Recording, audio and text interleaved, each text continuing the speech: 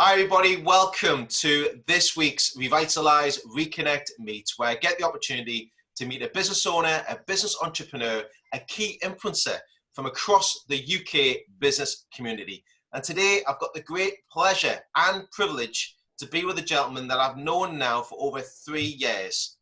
He's had previous roles and industries as a sales director for furniture industry for 6 years prior to his business right now, a banking advisor for a major online bank, a franchise sales for a utility company, and a recruitment consultant for the world's largest recruitment company. Interesting. So he's now been in business for just coming up to 3 years in September. He's the owner and proprietor of Rakkaus Furniture Limited, based in Ayrshire. Can you please welcome with me today, the one and only, yes, the one and only, Mr. Chris Arkley. Chris, how are you today? I'm fine, thanks, Lee. Thanks for the introduction, mate. I feel like some kind of wrestler coming in to the ring there after that. We haven't got the fireworks or the light show going off or anything like that at the minute, but we can do that next time for you. That's not a problem at all. Chris, thanks again for meeting up with us today. I really appreciate you being part of the ReConnect Meet schedule.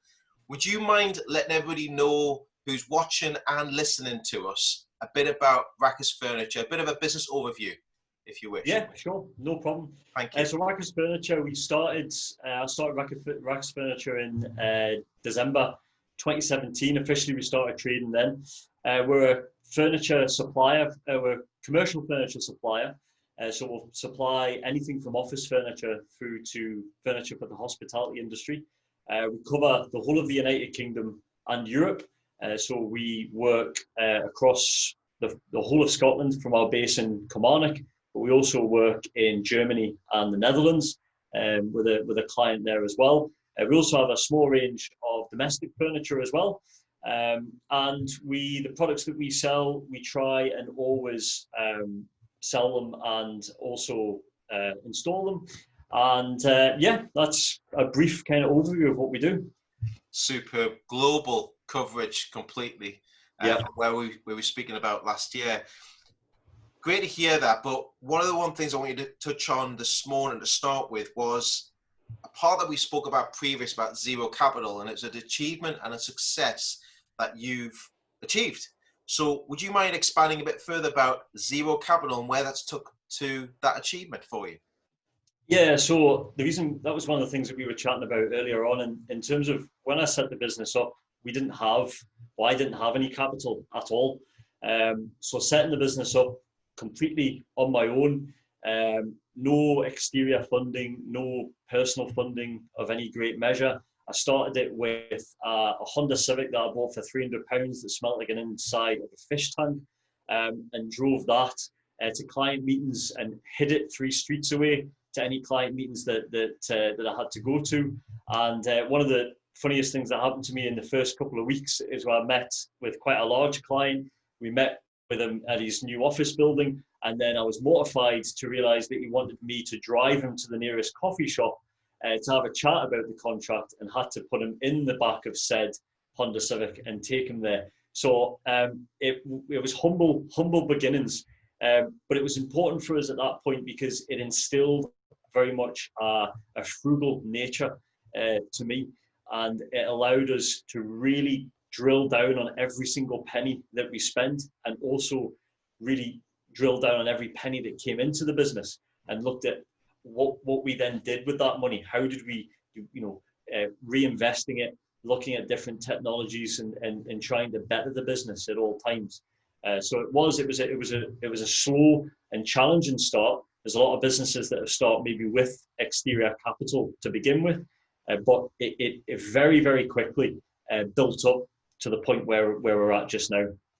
Superb. I think it's a great achievement to be in that position where you've got zero to start with, but you're working with what you have. You build it up, you start building the foundations, you start reinvesting into the business, and that's why it's a success as it is right now. We talked a little bit about, did you know, unique selling points about your business and where you are at the moment, and there's 3 unique selling points I really want to sort of discover with you today. The first one, we spoke about a consultative approach, or a consultation approach. Could you expand across that first unique selling point, please? Yeah, sure. So that is definitely one of our mantras is having that consultative approach with the client. And what that really means to me is that we're able to sit down with the customer and really go through their needs and what they're looking for within their commercial space, whether it be an office or a hotel or whatever the space may be, and find out what their needs are first. There's no point in me going in there and just showing them reams and reams and reams of pictures of furniture, because it can be really confusing. So ascertaining exactly what the client needs, why they need that, when they need it, and how much they have to spend, so that we're meeting that client's expectations from the very beginning, rather than wasting their time and our time going round in circles. So that's really what we find is a consultative approach to start with. Brilliant. It's actually understanding the needs and the wants of the client, even in a more deeper conversation. So superb. Number two, you looked at a creative supply chain, and we spoke about that briefly, and I think that comes into line with the consultation area to it, but can you expand across the creative supply chain as well, please? Yeah, so our industry is peppered with many, many, many different manufacturers of furniture all over the world. And we're constantly approached by these manufacturers to look at promoting their product, certainly in Scotland immediately, and then throughout the rest of the UK. It's important to us that we constantly monitor that supply chain. We test it and we put them through their paces, and we make sure that each and every manufacturer that we represent and promote is a manufacturer that we deeply understand. We know all of their different quirks and idiosyncrasies within their ranges. We've maybe even looked at their product and played with it, taken it to bits, worked with it, so that we then can in turn pass that knowledge on to our client, and with confidence that that product will do exactly what we say it's going to do. And through that stringent measure, if you like, we've been able to narrow down our supply chain to a very small range of manufacturers that we fully trust, both them, but they trust us. And we have that working relationship between the two of us. And that comes across with all of our projects. We would never want to install product and then 6 months down the line have to go back and rectify something. You want something to go in, you want it to do its job, and you want it to do it for the length of time the customer wants it to do. Yeah, I think what you touched on, what you deliver quite regularly, especially with your team, will come on in a minute too, is you instill the quality and also the long-term relationship that you have with the client, well and truly. So number three, we talked about this, and we've chatted about this over the last 3 years or so, but your team experience is your third unique selling point. Can you expand on that one for us all? Yeah, sure. So obviously my personal experience tends to be very much in sales, but I see sales as a broad spectrum of skills that you possess as a salesperson. I still class myself as a salesperson first and foremost. And that is really, again, going back to the consultative approach with a client and having that high level of customer service on there as well. And going into the experience, the product knowledge that I have in the industry as well. And that product knowledge isn't born out of the fact that I'm reading catalogs, and which I do, and sadly I'll do that anyway, but it's actually born out of the fact that I've built a lot of these products that I'm promoting. I've actually taken to the bits. I've seen the negatives of these products. I've seen the positives of these products, and that's the knowledge we come back with. Melissa, who's the director within the business and runs the business with me, she has an extremely strong customer service background. She also has a degree in mathematics as well, which is awesome for me because I'm useless with spreadsheets and figures and things. So we have the kind of operations and analytical side of the business that allows us to be very exact with everything that we do.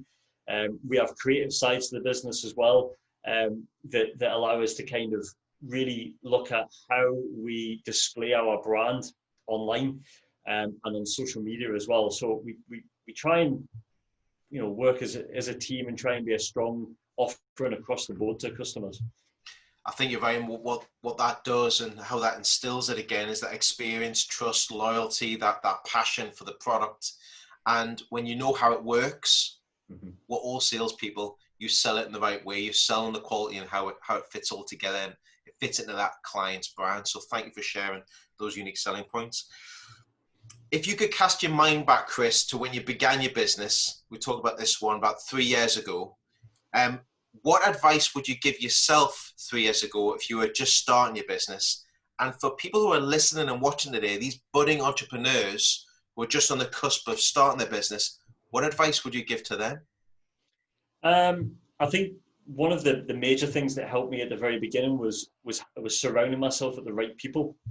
So although I set the business up on my own initially, I did have some key people around me, key advisors around me that helped me personally, because there were some really, and there still are some very challenging times, and and some days you'll know yourself that can be quite dark, and it's good to have that a friend there to pull you out of it. And so we have that, but align yourself with the right people at the very beginning who understand your vision, understand what you are trying to get out of the business, understand the message that you're trying to get across to customers, to clients and customers.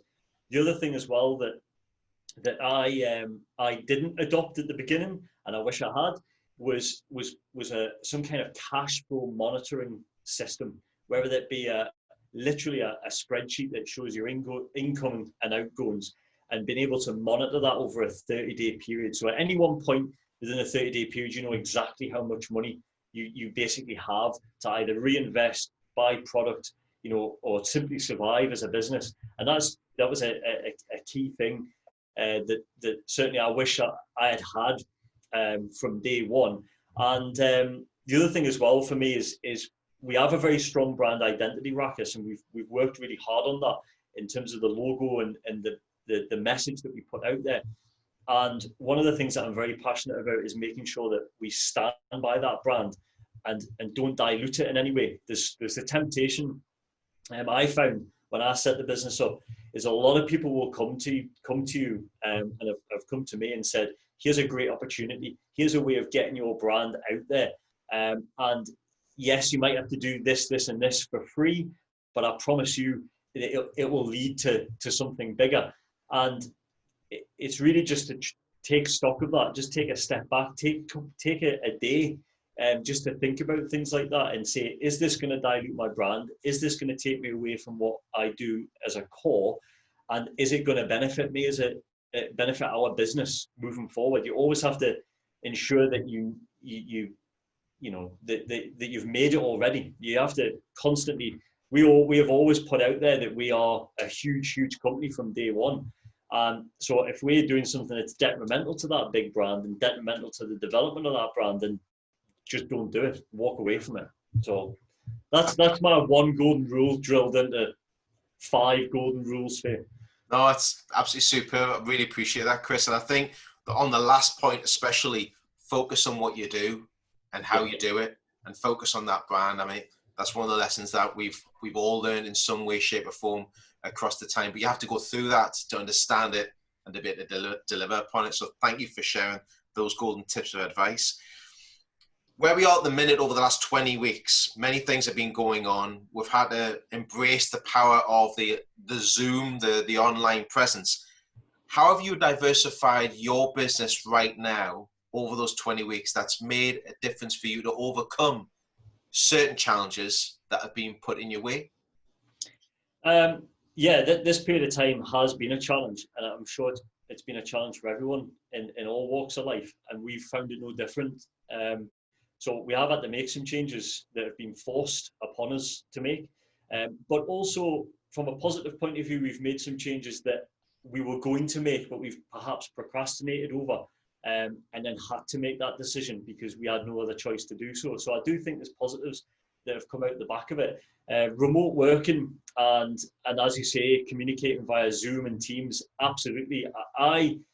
And it sounds ridiculous, but I've never been one to work from home. I'm just not very good at it, and it's something that I've never been a big fan of.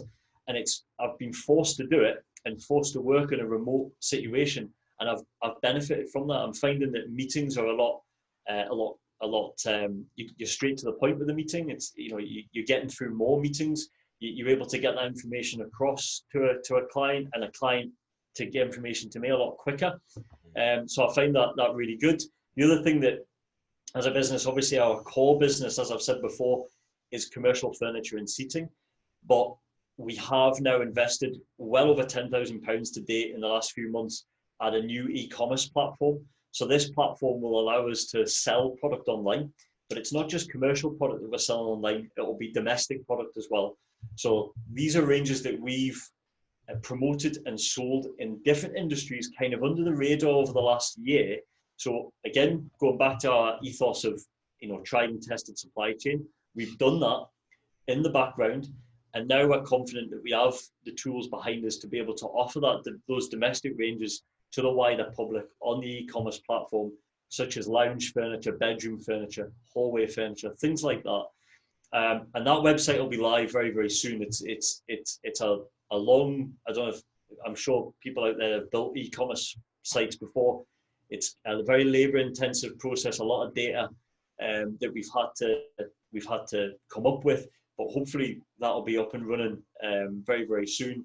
And but personally speaking, I've found it a great way of grounding myself and just taking stock of who we deal with, who deals with us, who we spend money with, how we do things, and looking at going back. We just went back to basics and just pretended that we started all over again. And I found that quite a profound experience and a positive experience, actually.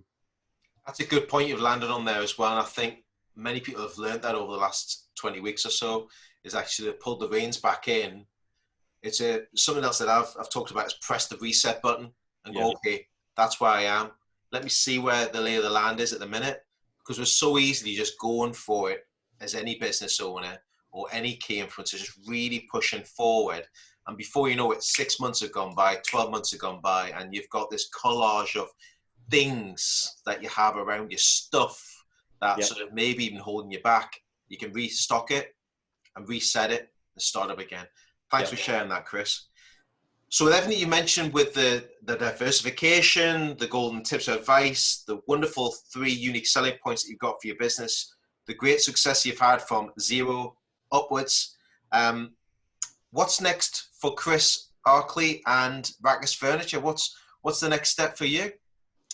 The next step, I think, for the business, as I said in the last question, is the e-commerce platform. I think that's a very, very new thing for us. We've been working very hard in the background over the last few months with our developer to make sure that the offering that we have is very different, very unique, very, very on brand, and kind of high quality. So the user experience will be awesome. So that's going to be a big focus of that side of the business. But as I said before, I think personally, it's given me that time to ground myself and focus on my work-life balance. Something that we've worked very, very hard. We are one of the biggest suppliers of commercial furniture in Scotland, and we've done that purely out of sheer drive and determination to make sure that we're there. But as a byproduct of that, it has taken me away from my family an awful lot.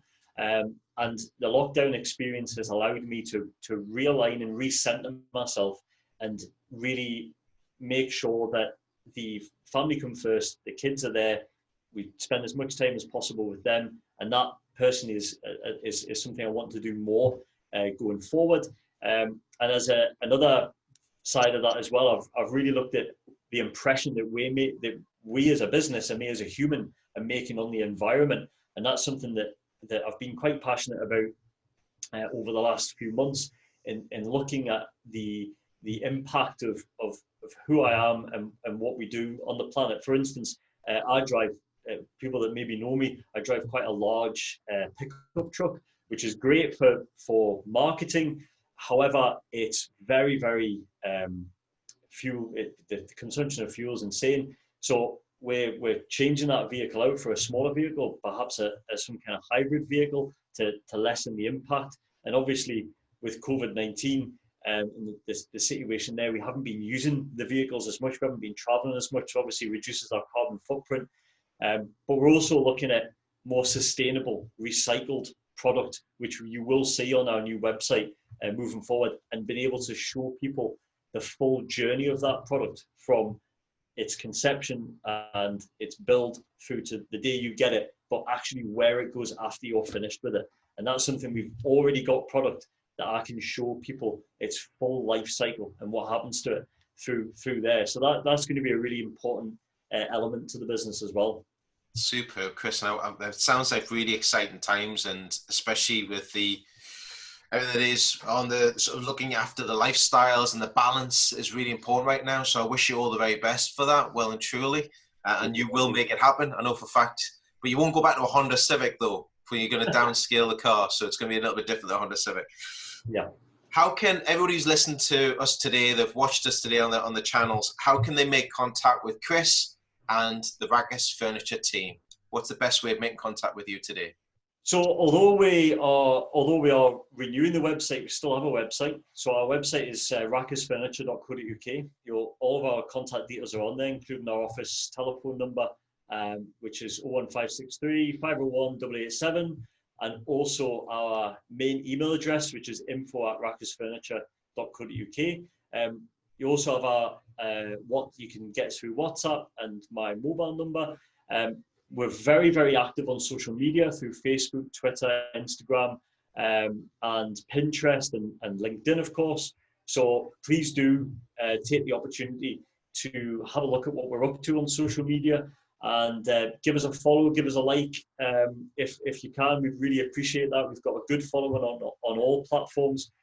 We're also moving forward. We've been approved and accepted to start live broadcasting on LinkedIn, which is something that we will be doing more of moving forward through a couple of platforms, which will involve things like product demonstrations, also really honest unboxing and build reviews of furniture as well, which we'll be doing more of in the studio behind me in Kilmarnock. So that's you get us on all the usual platforms, and look out for the new website, because that will have all sorts of contact us widgets which will float around for WhatsApp and for Facebook Messenger and things like that. So we're very contactable, if that's even Superb. Well, I would recommend anybody who's watching and listening today to make the connection, start the conversation, take action, to look at Chris's website and find out about all the wonderful items they have available to decorate and make your office usable, especially working from home at time. They've got a great wealth of experience and advice to help you. Chris, I want to say thank you very much for joining us today for ReConnect Meets, and I wish you all the very best for the future of Rakkaus Furniture. It sounds extremely sunny and glorious as the sunshine's coming through the blinds at the back here there. It's going to be sunshine on Rakkaus Furniture as well. Thank you very much for that. Thanks, Lee. Appreciate your time. You're more than welcome. Thanks to everybody who's been watching and listening to us today on ReConnect Meets. Subscribe to the channel to hear more from business entrepreneurs and key influencers from across the UK business community. We hope you keep well, stay safe, and we look forward to seeing you again soon on ReConnect Meets. Take care. Bye-bye for now.